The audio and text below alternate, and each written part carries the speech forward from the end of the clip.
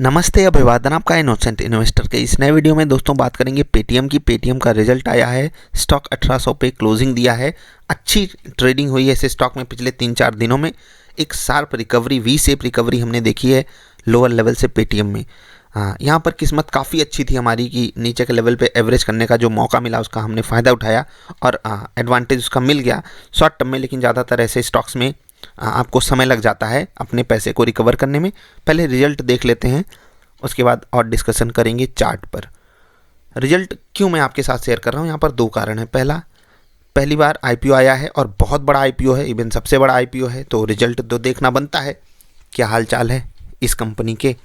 और दूसरी, काफ़ी ज़्यादा सवाल आए हैं। दूसरा सबसे बड़ा कारण है, काफ़ी ज़्यादा सवाल आए थे इस स्टॉक को लेकर के, इसीलिए मैं ये वीडियो आपके लिए पेश कर रहा हूँ। तो चलिए आगे बढ़ते हैं, आप वीडियो लाइक कर लीजिए।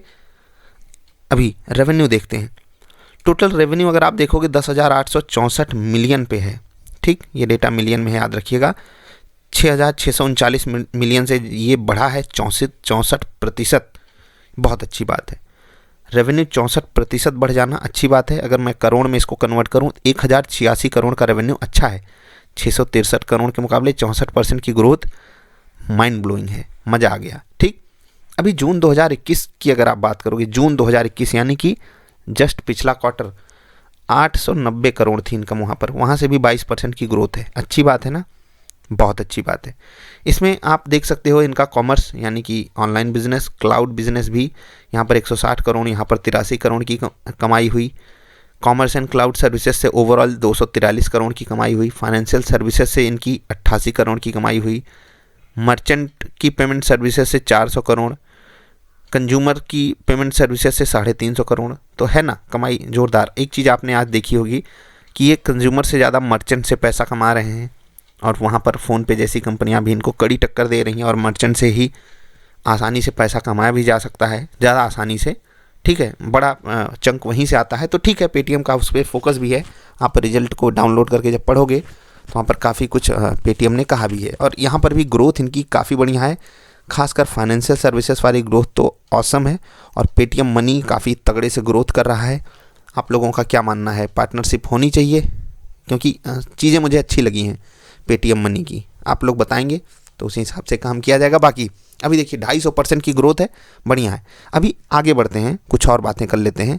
अगर आप देखोगे खर्चे का इनका, ठीक है, खर्चा, टोटल डायरेक्ट एक्सपेंसेस आपको बताऊँगा, 825 करोड़ खर्चा देख रहे हैं कितने तेज़ी से बढ़ा है। और ये खर्चा सच में बड़ी चीज़ है, बहुत, मतलब क्या कहें, इतना भयंकर कंपनी खर्चा कर रही है, प्रॉफिट में कब आएगी।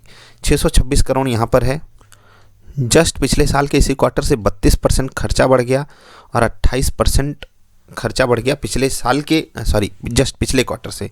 ठीक, अब ये चीज़ तो अच्छी है नहीं, खर्चे भी बढ़ रहे हैं, भले आप कमाई बढ़ा लो तो कुछ होने वाला है नहीं। टोटल हम देखेंगे लॉसेस को चल करके कि कंपनी ने लॉसेस हमको कितने दिखाए हैं।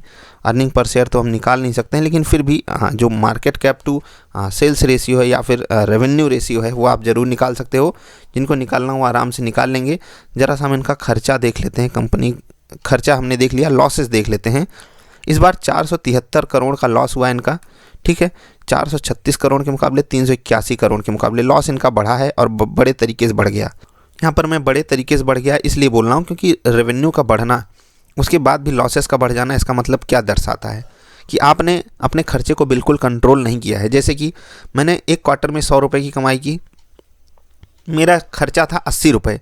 अभी मैंने इस क्वार्टर में 120 रुपये की कमाई करी और मेरा खर्चा अगर आ जा रहा है 110 रुपये, तो मेरा खर्चा यहाँ के टर्म्स में 30 रुपये बढ़ा है। ठीक, लेकिन जब हम इससे कंपेरिजन करेंगे तो उतना बेहतरीन हम हैंडलिंग नहीं कर पाए हैं अपने खर्चे की। यहाँ पर बेसिक मैथ की कैलकुलेशन लगेगी, जो मैंने आपको समझाया, नहीं समझ में आया होगा तो बताना, हम आपको बताएंगे। खैर, ये रिजल्ट देखने के बाद मुझे कैसा फील हुआ मैं आपको समझा देता हूँ। दो बातें यहाँ से मुझे मिलती हैं एकदम ऊपर से, मतलब बिना किसी लाग लपेट के मैं ये आपसे कह सकता हूँ। रिजल्ट देख के कोई एंथुजियाज़म जैसी फीलिंग आई नहीं, और ये जो नीचे से मोमेंटम आया ना पॉजिटिव साइड का, यूँ कह लीजिए कि मेरी किस्मत अच्छी थी। और दोस्त याद रखना, जो भी आप रिसर्च करोगे, जो भी आप लॉजिक लगाओगे, वहाँ पर कभी आपके साथ किस्मत पॉजिटिव साइड होगी, कभी नेगेटिव साइड होगी। बस आप मार्केट को सुप्रीम मानकर वहाँ पर अपने डिसीज़न को लीजिएगा।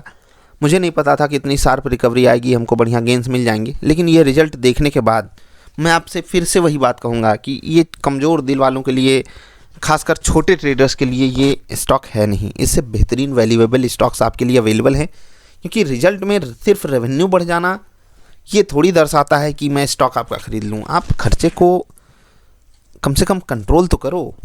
आप कहाँ से पैसा कमाना चालू करोगे, असली आपका प्रॉफिट कब आएगा, किस तरीके से आप सिचुएशन कंट्रोल करोगे, बताना तो चाहिए। देखो कंपनी आकर कह देगी कि हाँ ये हो गया वो हो गया, लेकिन पेपर पे सब कुछ दिखता है, तो थोड़ा सा वो क्लैरिटी नहीं दिखी मुझे, तो थोड़ा आपको भी सावधान यहाँ पर रहना चाहिए। कुछ लोग सवाल पूछते हैं कि जब कंपनी लॉस में है तो एम्प्लॉयज़ को सैलरी वगैरह कहाँ से मिलती है। भाई वो सैलरी जो है ना खर्चे में ही जुड़ जाती है। जैसे कि मैंने 100 रुपये की कमाई करी, मेरी कंपनी ने 120 रुपये का घाटा लिया, तो इसका मतलब आप जानते हैं, इसका मतलब है कि सैलरी वगैरह भी इसी खर्चे में ही आ गया, जो घाटा आया है उसी फिगर में वो इंक्लूडेड रहता है। तो ये सब सोच नहीं रखनी चाहिए। कुछ लोग तो यही सवाल पूछ लेते हैं। चलिए बेसिक चीज़ें होती हैं, शुरुआत में हम सब नहीं डिकोड कर पाते हैं, लेकिन बस यही है। तो जिनके पास पेटीएम है उनको क्या सलाह है मेरी, जो लोग मेरे कहने पे ट्रेड किए हैं अभी वो प्रॉफिट में होंगे, पक्का प्रॉफिट में होंगे, बिना किसी दिक्कत के प्रॉफिट में होंगे। ठीक, अब उनको क्या करना है वो खुद डिसाइड करें, क्योंकि यहाँ पर आपको ज्ञान देना थोड़ा सा कठिन हो जाएगा। क्या ये 2150 जा रहा है रेवेन्यू को देख करके? जा सकता है, क्यों नहीं जा सकता। क्या ये 1200 जा रहा है मैक्वायरी का टारगेट सुन करके? जा सकता है, बिल्कुल जा सकता है, क्योंकि बहुत सारे लोगों के पास स्टॉक हैं, क्योंकि बहुत ज़्यादा स्टॉक्स हैं। तो कुछ दिन वोलेटिलिटी रहेगी, उसके बाद स्टॉक एक जोन में और बहुत छोटी जोन में स्टेबल हो जाएगा। याद रखिएगा इसको, बहुत छोटी जोन में स्टेबल हो जाएगा।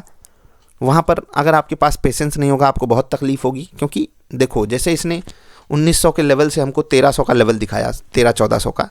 ये हाईली वोलेटिलिटी का फ़ायदा हमने ये उठाया कि नीचे के लेवल पे हमको एवरेज करने का मौका मिल गया। अब कोई स्टॉक 1700 से 1800 जा रहा है, 1800 से 1700 पे आ रहा है, ना तो हम एवरेज कर पाएंगे ना तो हम प्रॉफिट बुक कर पाएंगे। इससे अच्छा ऐसे स्टॉक्स को अवॉइड की कैटेगरी में डाल दीजिए। फ्रेश ट्रेड लेने से बिल्कुल बचिएगा, क्योंकि ये स्टॉक एक छोटी सी जोन में जब जाएगा आपको बहुत झेलाएगा, इसलिए अवॉइड करो।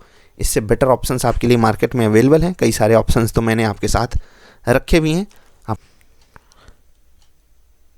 रिजल्ट में इन्होंने कुछ खास बातें भी बताई हैं, आप ऊपर जाकर ये चीज़ें चेक भी कर सकते हो। एक एक बात इन्होंने लिखी है और अच्छे से समझाया भी है। शेयर होल्डर्स के साथ काफ़ी ट्रांसपेरेंट रहना चाहते हैं, ठीक है, कोई बात नहीं, अच्छी बात है ये। एक एक चीज़ जो इन्होंने लिखी आप इसको पढ़ सकते हो। मुझे यहाँ से कुछ खास एंथुसियाज्म मिला नहीं, मैं भी एक शेयर होल्डर हूँ, लेकिन ये मुझे नहीं खुश कर पाए। अगर आपको खुशी मिलती है तो आप बने रहिएगा, मेरे हिसाब से बेटर ऑप्शंस अवेलेबल हैं। दोस्त आप क्या सोचते हो मैं जानना चाहता हूँ, ज़रा कमेंट करके बताइएगा। रिजल्ट मुझे एक एंगल से अच्छा लग रहा है, एक एंगल से बुरा लग रहा है, क्योंकि प्रॉफिट की क्लैरिटी सामने नहीं है, इसलिए मैं इस रिजल्ट को एवरेज, बिलो एवरेज करार दूंगा अपने हिसाब से। आप क्या सोचते हो बताइएगा ज़रूर। जल्दी मिलेंगे ढेर सारी अच्छी वाली वीडियोज़ में, तब तक के लिए नमस्कार।